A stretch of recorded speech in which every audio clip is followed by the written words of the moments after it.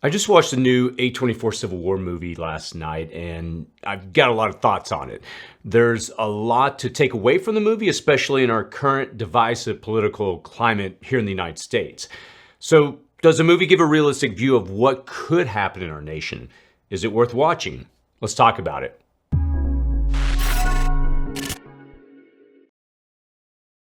If you're new to this channel, my name is Chris, and on this channel we discuss emergency preparedness, aka prepping.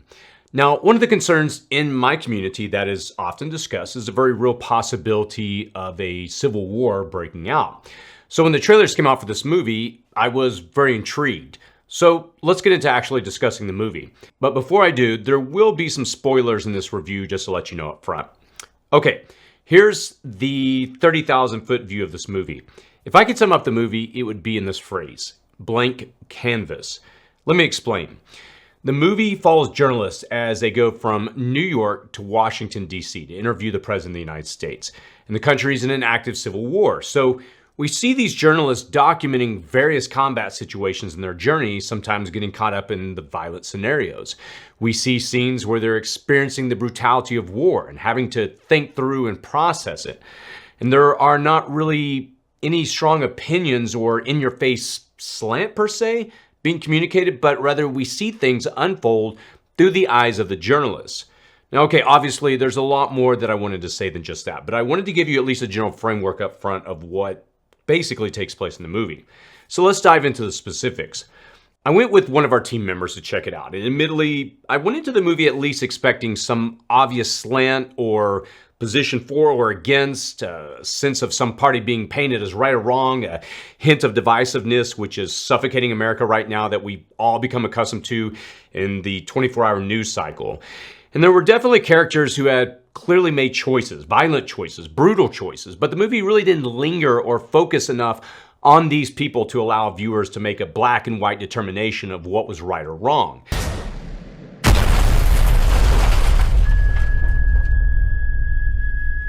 19 states have seceded. The United States Army ramps up activity. The White House issued warnings to the Western forces as well as the Florida Alliance. The three-term president assures the uprising will be dealt with swiftly.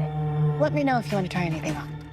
There isn't enough backstory to determine any character's modus operandi, so we are forced to just observe and left to wonder. Instead, the movie is observed through the lenses of hardened war correspondents and one young aspiring war correspondent. Now, these experienced correspondents, for the most part, they've seen the very worst of other wars, so they are detached from the violence of it all as they cross the landscape in hopes of being the only journalists allowed to interview the third-term president in Washington, D.C. Yet, they're caught up in the violence, at times becoming faceless victims of it.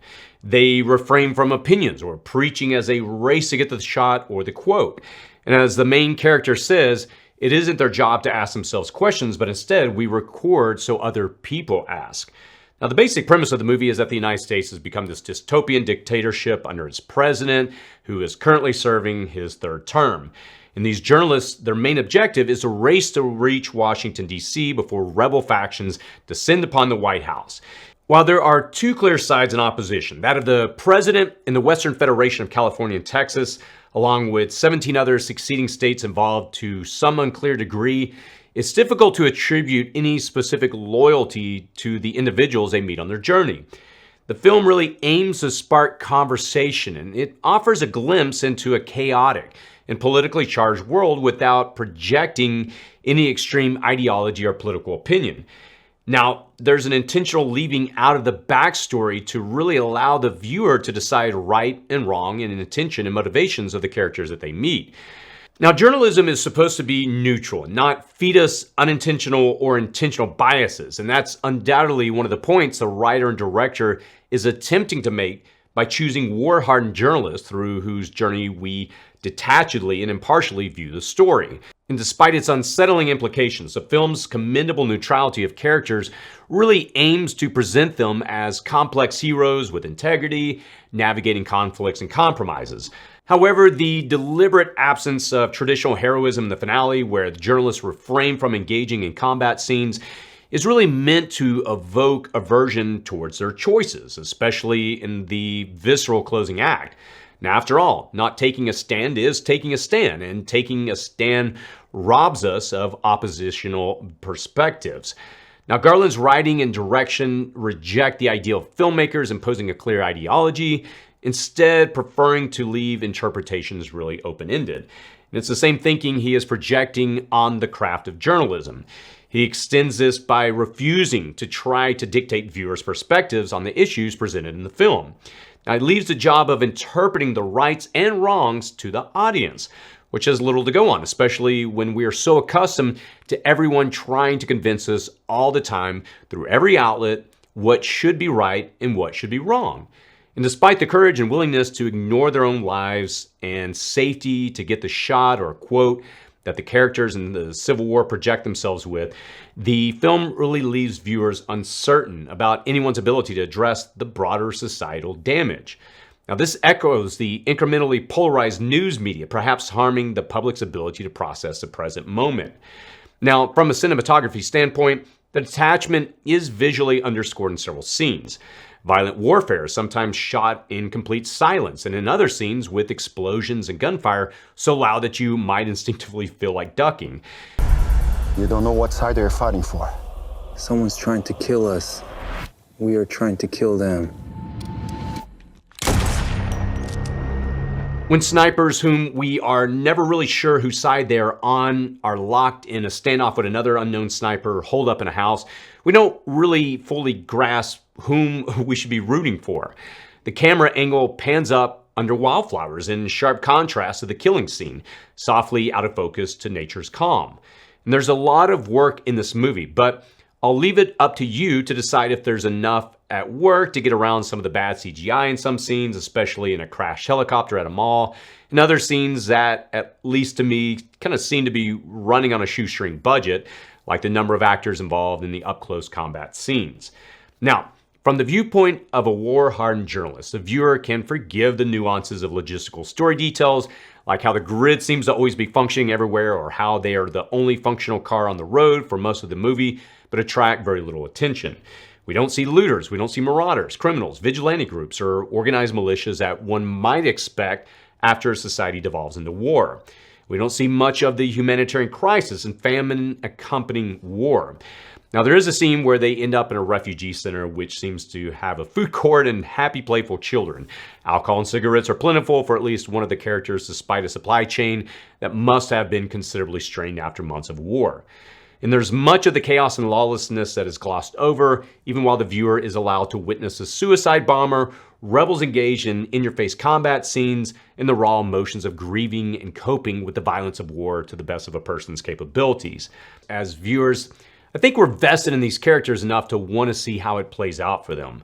The absence of an overt political slant or some narrative points that would make us force a judgment on our parts really propels us into the same role as a neutral observer. And while I won't tell you how the movie ends, as I don't want to spoil anything for you if you do go to see it, I left the movie thinking, as I stated earlier, that the whole thing was sort of a blank canvas. It was a sort of neutral thought experiment. Now, I went with one of our city prepping team members, and after the movie, he ran into someone he knew and asked him, his friend, what he thought of the movie. And his friend said, well, it could happen here. Did you hear about the Iranian general? Or something to that effect. And I think that situation really underscores the fact that because the movie is so disconnected from the divisiveness and intentional slants we're so accustomed to in almost everything today, from media to news to politics to typical Hollywood movies, we leave with the same thoughts and beliefs as we went into the movie with. And I don't think this movie is going to change anyone's mind, and I'm not sure that this is the intent of it. More probable is that you'll leave the movie asking, could that happen here in some way, shape, or form? And the movie really stokes the primary thoughts of our day. 1 in 4 Americans support their state succeeding from the United States, and Alaska, California, and Texas showing the most openness to that idea. In 2022, YouGov and the Economist survey, over 40% of Americans indicated that they consider a civil war in the United States to be probable or somewhat probable within the next decade. Conflating politics with morality, casting one or other side as good or bad without the desire to accept that maybe we all really want what's best, really creates a recipe for rising conflict. And as divisions continue to deepen, uncertainty about the country's future looms, there's really a growing concern about the consequences of heightened insurrectionist sentiments and the potential for an inward-focused, ideological fractured United States. When we surrender that united part of the states, we also have to ask what will be the surrendering of our normalcy, routine, and peace. Hopefully, people will leave this movie too asking themselves, is that what I want to see in my country? And that, for me, is the biggest question of our day. And while pockets of civil unrest are highly probable as we head into an election cycle, when we know with great certainty that both foreign governments and algorithms are stoking divisions for profit and influence, are we closer to a civil war than we think? Are we, through our words and actions, encouraging that outcome? When we already see some states in conflict with the federal government on everything from Supreme Court rulings to border security to election integrity, is it really so outlandish?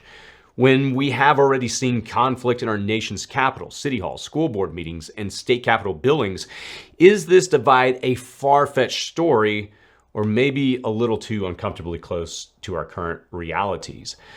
Now, people shouldn't stop there though. I think people have to ask themselves, are they encouraging or cheering on this violent reality? Or are they seeking those bonds of unity that connect us together? Are we self-actualizing this inevitable outcome through our current actions or passive acceptance? Are we big enough to shut out the voices of divisiveness and struggle to find our commonalities and connections? Are we doomed down this pathway of a divided country, a divided people? When words like unity or compromise are more triggering than meaningful, will we inevitably find ourselves in a scene from the movie someday in our not-so-distant future? That's a lot to consider for sure, and it's something that has troubled me for quite a while now. I have seen a country in the aftermath of a war, having lived in Afghanistan for 3 months in the summer of 2003, and it's not something they ever really recovered from. When order devolves into chaos, rarely does order ever come back. And sometimes the order isn't restored for decades, and sometimes never again. But still, we see people cheering on the destruction with the willingness to let it all burn down, as if some reset or purge isn't also accompanied by neighbors violently murdering neighbors. But somehow they think they will be standing on the better side of that, alive and unscarred, but I've never seen that in my journeys to be the case. Look at the history of civilization and you rarely see the rise of some great civil society without having completely destroyed some other culture.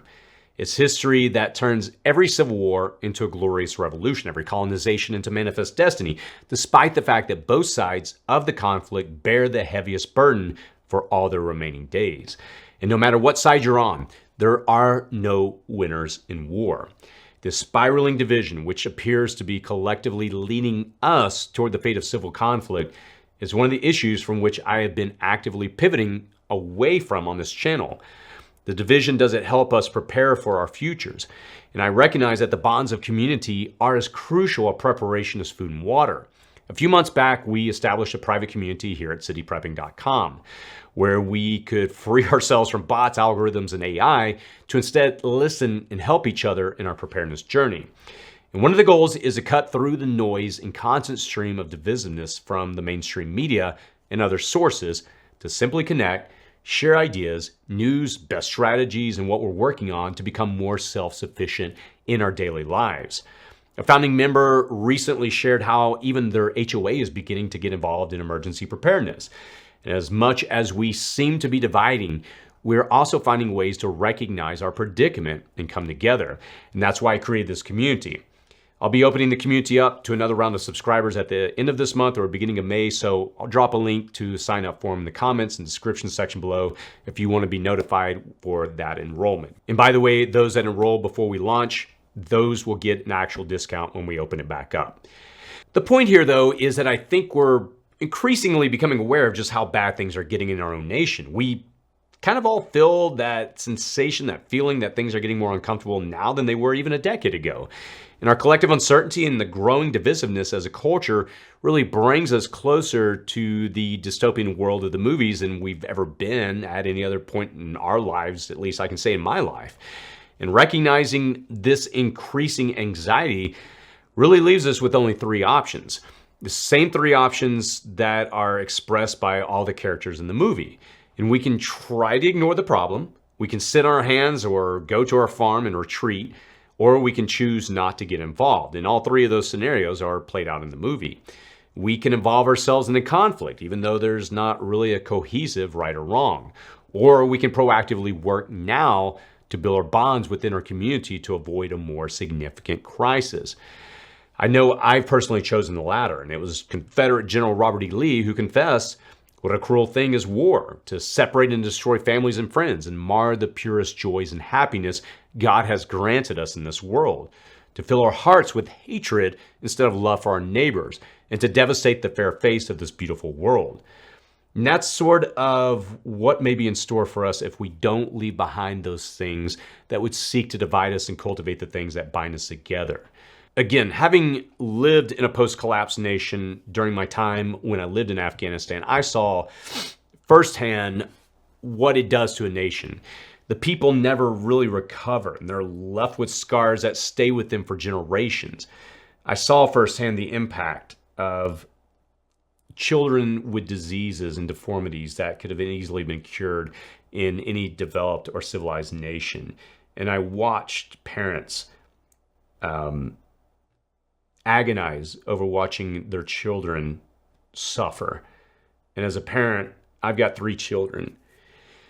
And I can't imagine living in a society where the systems, the medical, the medical facilities and things that are at my disposal, by just going down the road, calling the hospital in advance that my child has an issue, that those things could be stripped away. As a parent, and anybody that's watching this, they can relate. The idea that a world that we've built gets destroyed because we can't get along with each other and we leave nothing for our children, or at least we leave a dumpster fire for them.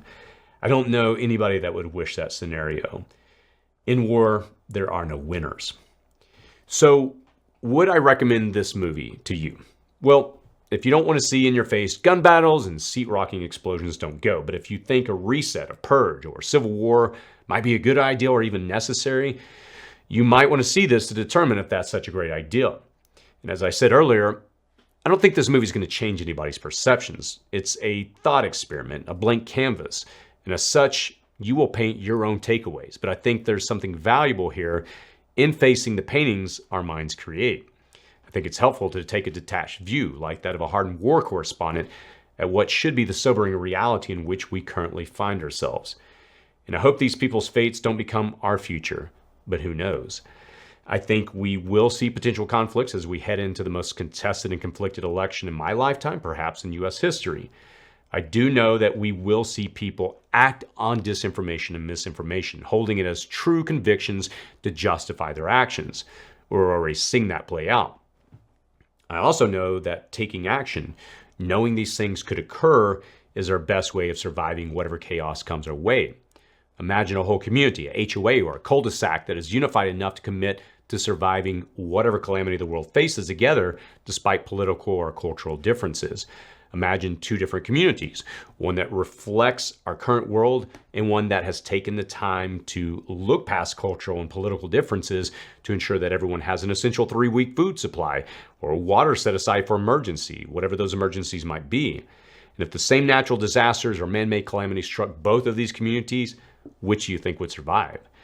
If you're interested in understanding more about how you can survive the first 90 days after a disaster, from civil war or earthquakes or hurricanes, you can take a look at a video that I'll post here on the side of the screen entitled 3 Months is All You Need as a Prepper. And let me be the first to welcome you in from the conflict and divisiveness to a community that's hopefully more concerned about getting through to better days. As always, stay safe out there.